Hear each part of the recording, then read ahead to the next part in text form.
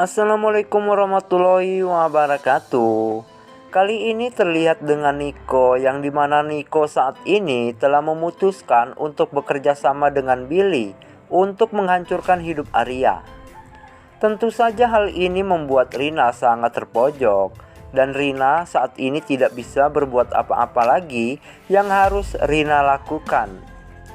Dan di sisi lain, dia ingin menyelamatkan Arya yang telah Rina hianati. Sedangkan di sisi lain, dia juga takut jika pengkhianatannya kepada perusahaan Arya yang selama ini akan terbongkar. Kira-kira gimana nih menurut bunda-bunda yang harus dilakukan pada Rina untuk selanjutnya? Silakan tulis kota dan komentar bunda-bunda di kolom komentar di bawah ini. Dan jangan lupa tekan tombol subscribe-nya dan nyalakan juga lonceng notifikasinya agar kita semua tidak ketinggalan dengan video selengkapnya dari channel kami.